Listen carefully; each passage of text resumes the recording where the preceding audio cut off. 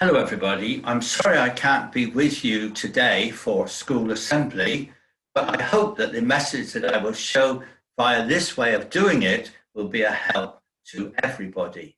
We have a theme today. It's the theme of towers. And we're going to start with a quiz. So I'm going to show you a picture of a famous tower. I'll pause for a moment, and I guess hands will go up. Probably your teacher will be able to get an answer, a correct answer from somebody fairly quickly. So we'll go to the first tower. There it is in London. And I'm quite sure somebody's already spotted that that's Big Ben. Here's another tower in London. Less well known. Wonder if somebody spotted what tower that is. It's the Tower of London. In fact, it's 4 towers in one building, a very famous building in the days of history when kings or queens were against the government or against the church. They sometimes ended up in prison in the Tower of London. So it's very famous for that event. It also contains the crown jewels, of course. Let's leave London and, I think we're in Italy. Has somebody spotted that? It's the Leaning Tower of Pisa. Let's leave Italy. And of course, we're now in Paris. And I'm sure lots of hands will have gone up. It's the Eiffel Tower. This is a very sad picture. In the background, the Twin Towers, after they'd been attacked by a plane in that terrible disaster when many, many people lost their lives. But in front of the picture is a very famous tower in New York. I'm sure you know it, the Statue of Liberty. All of those are famous towers built with purposes, and some of them built many, many years ago. This is one of the newer ones. It's supposed to be the biggest tower in the world. Somebody may know which country it's in. Yes, it's in Dubai. 820 meters high. That's 2,717 feet high. Probably the largest tower in the world. When you think about it, it's nearly as high as the biggest, highest mountains that we have in the UK. Sometimes people set out to build a tower and they don't always finish it. Jesus talked about that in one of his famous sayings. He said this, "Suppose one of you wants to build a tower. Will he not first sit down and estimate the cost to see if he has enough money to complete it?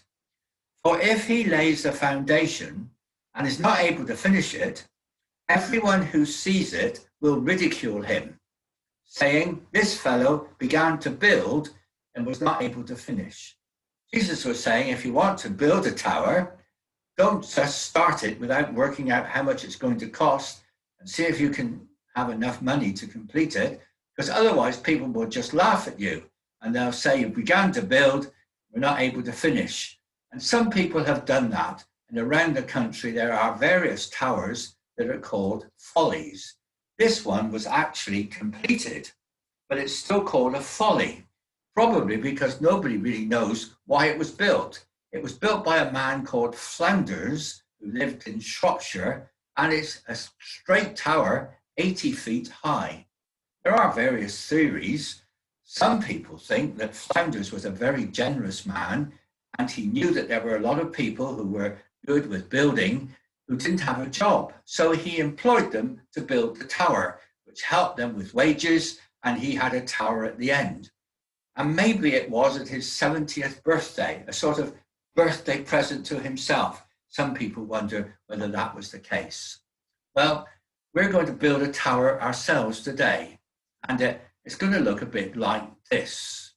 We're going to have various words beginning with the letter S that help us to build a tower, because we're not going to actually go out and get bricks and concrete and build a tower. But when we do something important, particularly in the school life, maybe it's an idea, a project to raise money for a particular charity. Maybe it's a new hobby that you've got the opportunity of learning. Maybe it's a new sport that you can begin to find out all about. There are all sorts of things in school, opportunities that are given, and given an opportunity, some people want to take that opportunity and have a go at it. And I commend you for that. But I think it's wise always to just sit down and think about what you're going to do before you embark on that project to raise money or that hobby or that new sport or something else that you want to do. When somebody's building a building, they don't just go and build it. They start working out how much it's going to cost, just like Jesus said. They also measure up all the foundations, the area where the building is going to go. They have all sorts of instruments these days. And they would do what we call have a survey. I suppose that's a good word to describe how people actually start off any project. They do a survey. They think about it. How will it work out? What will it involve? If it's going to cost, how much will it cost? If it's going to raise money, maybe how much would it raise money? Is it worth the effort? And so on. Well, that's the first word beginning with S. When doing a project, when doing anything new, we perhaps stop and do a survey. But if we're going to do something like that, we have to think to ourselves, I'm going to have to give up something. I maybe won't be able to watch so much television or play as many games as I normally do or read as many books as I like reading or whatever it is, less time on my iPad. I'm going to show you later on a very famous tennis player. And I'm quite sure when he decided that he wanted to become a world-class tennis player, he knew that that was going to be practice after practice, day after day of training. He knew that he was going to have to make many, many sacrifices. And any project, anything that we want to do, if it's going to be worthwhile, it usually means sacrifices have to be made. We can't always do what perhaps other people do. Maybe there isn't so much leisure time. Sacrifices maybe have to be made. I have a friend whose daughter was really good at swimming. And when she was about 17, something like that, every morning around 5, she and her mother would get up, go to the local swimming baths, and she would have an hour to an hour and a half training, and then come home, have her breakfast, and go off to school. She was getting very close to the Olympic team when things happened and she wasn't able to go any further. But tremendous sacrifices that she made every day, and her mother, to get the training done to see if she could achieve that really high standard in swimming. A few weeks ago, for some of us, it was only last week for me, thinking about it as I prepare this talk, was the London Marathon. And of course, it wasn't quite as it usually is, with thousands of people running around the streets of London, but people all over the country were doing their bit, running around different courses to do the 26 miles. And every person that I saw on the television who was involved in that London Marathon was making a tremendous effort. I didn't see anybody dawdling along, not really trying. Everybody wanted to do that to raise the money that they had challenged themselves to do. They were making a big effort, or putting it in another way, they had a lot of spirit. They put a lot of spirit into what they were doing because that was absolutely essential for them to do that. And if we're going to do anything and achieve anything, any particular goal or road that we want to do, it means a lot of spirit, a lot of effort. Some people think, of course, that they're able to do some new project, some new idea, something new they want to do entirely on their own. And perhaps some people have got that ability and can cope, but most of us can't. Most of us like help. And certainly you need a team if you're going to be involved in any sport, whatever that sport may be, even if it's just a game like tennis where you're on your own to a certain extent, but you need coaches and you need people who are going to help you with the training, I guess. And similarly, in any project, really, you need help. Or putting it another word, you need support. You can't get very far without the help, the support of other people, whatever we want to do. We find that, of course, in the classroom, don't we? If it wasn't for the teacher and the teaching assistants or people who are there to help when you get a bit stuck on something, you wouldn't get very far. Their support is absolutely valuable. and of course, in anything that you want to do. Helping other people helping is something that's really, really important.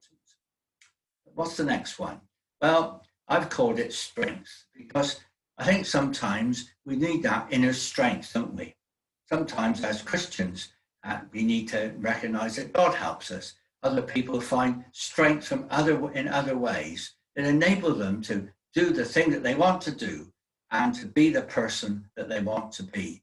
And strength does need to be added to our list of S words in the tower. But Jesus talked about somebody who started making a tower and then gave up. Maybe they couldn't afford to go any further, couldn't afford to buy any more materials, so they gave up. My next word, I suppose in a way it's probably easily explained by a long word, stickability, keeping going. But I thought maybe a better word would be stamina. And that's very necessary, isn't it? If we're going to keep going at anything. It would be a sad day if you said, I'm going to do this particular hobby, and after a week or two, you said, oh, I'm fed up with that. I'm not going to do that anymore. And you had achieved absolutely nothing at all, or you haven't learned any new skills, or you haven't been able to be a help to anybody else. That requires stickability, or it requires stamina. I'm quite sure most of you will be able to tell me the last word, because if all those things are done, you reach the top, you've achieved whatever you wanted to achieve, you have achieved, you're perfectly right, success. And I thought to myself, can I think of anybody who's made tremendous sacrifices, who puts every effort she possibly can into whatever she does, was a strength and an example to so many people in our country whose stamina is quite remarkable, who has been so successful, and every single person knows who she is. It's our Queen. And she has certainly been quite an amazing person in every way. I can just remember, because I was just a boy at school, her coronation and going to see that on the television. And ever since that day, all those years ago, she has reigned over our country. She's still an example to us in the way that she lives, in the way that she devotes herself to the needs of others. A tremendous role model. But I'm sure the Queen has obtained inner strength and she's received the support of others. But in herself, there's sacrifices that she has made, stamina that she's shown, and she certainly has kept going and is keeping going right to the very end. But who was the tennis player that I mentioned? Well, of course, yes, somebody will put their hand up and say, it's Andy Murray. And what sacrifices he has made. And I'm quite sure hours and hours and hours of training and traveled the world, which must have been so tiring. But what success, Olympic champion, Wimbledon champion, he's achieved so much. But more recently, of course, he's had injury problems, he's had operations, and he still keeps going. He's still determined to get as high as he can. Tremendous stamina. What an example to us. But he would say, I'm quite sure, without the support, particularly of his mother and now his wife and the family and a whole team of helpers, he couldn't have done what he has done. He's needed their support. But he's another one who's got to the top of the tower of success. I'm going to finish with two quotations. This man was a very famous heavyweight boxer when I was younger. He certainly was well known throughout the world. He was called Muhammad Ali. Muhammad Ali was a very proud man, perhaps a little bit arrogant, because he went around saying, I'm the greatest, nobody will ever defeat me. He certainly was very proud of his achievements and what he thought he could do. But he said this, don't count the days, make the days count. And some of you, perhaps as half term gets fairly close, are counting the days of school till it's another holiday. I don't really quite understand that. But Muhammad Ali said, well, don't do that. But every single day between now and half term and during half term and afterwards in the next part of the term, make every day count. And if we're planning to climb the tower of success, we can certainly seek that whatever we want to do, we make the days count, whether it's a target in class, in numeracy or in literacy or something like that, or whether it's some other goal that you set yourself. Every day can count towards that goal. Make the days count. Walt Disney had something quite important to say. He said this: if you can dream it, you can do it. I suppose he's really thinking that most of us have dreams of what we would like to do and where we would like to go, perhaps things that we would like to be able to do. And some of us may say, no, I'll never be able to do it. But some of us may sit down and think, I'm prepared to make sacrifices with the help of others, and with me having the stamina to keep going, I'm sure I can do it. And so we would be fulfilling what Walt Disney correctly said: if you dream it, you can do it. So let's just build the tower again. And I guess there'll be hands going up all over the place. We need to sit down and think about it. Somebody's right. You need to make a survey. But whatever you're going to do, if you're going to achieve success, there's no doubt about it, you're going to have to make sacrifices. And if you do enter into anything, whatever it is, be it cross-country running, be it trying to achieve a goal with raising a certain amount of money, you certainly have to put as much spirit as you can into it. What's the next one? Well, you remember that I mentioned that you can't do it on your own. You need the help of others, and so, of course, you need support. And then, of course, inner strength. Perhaps something that some can help you with, maybe from within yourself. You gain that inner strength to do what you want to do. But keep going. Stickabilities could be there, or we could have stamina, because we need that, don't we, to keep going right to the end till we achieve what we want to achieve. And then, of course, we will all know it's success.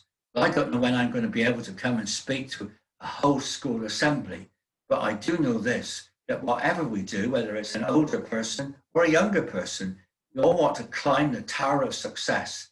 And maybe there's some guidance there as to how perhaps we can do it. Maybe we'll never be Muhammad Ali or Andy Murray or even our Queen in what they have done. But maybe we'll be able to achieve our own goals and our own success and reach the top of our tower.